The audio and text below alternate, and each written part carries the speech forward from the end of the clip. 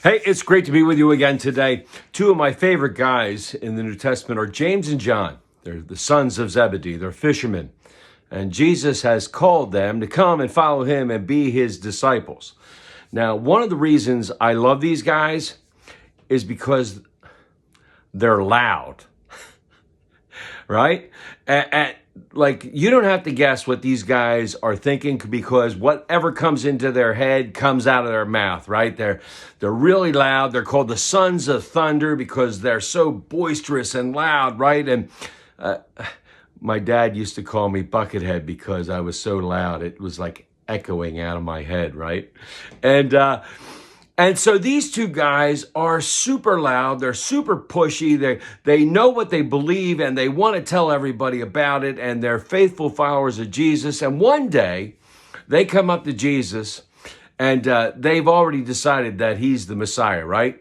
And in their theology, not just there, but in Israel's theology, the Messiah was going to come and kick the Romans out and restore Israel to power and be a ruler and rule over Israel, David's throne, right?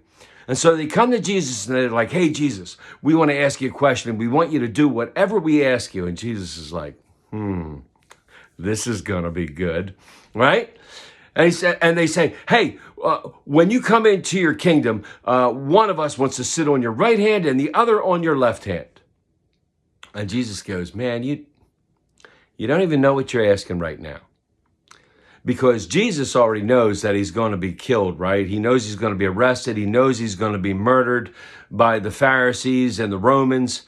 And he's like, boy, if you think you know what you're saying, you just don't. And they're like, no, we do. We're all in. And Jesus says, no, you don't know. Because here's the deal. If you want to be great in the kingdom of God, then you need to be last. You need to be a servant. You need to lower yourself. You need to serve others around you. They don't serve you, you serve them. You go out of your way to be a servant to others, just like I am a servant to all that I come in contact with.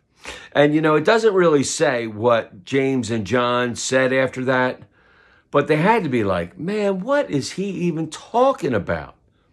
And later, on the evening that he was going to be arrested at the Last Supper, when Jesus took off his robe and bent down and washed his disciples' feet, he said, just like me, serving you right now, that's what I want you to do. We need to be servants of all.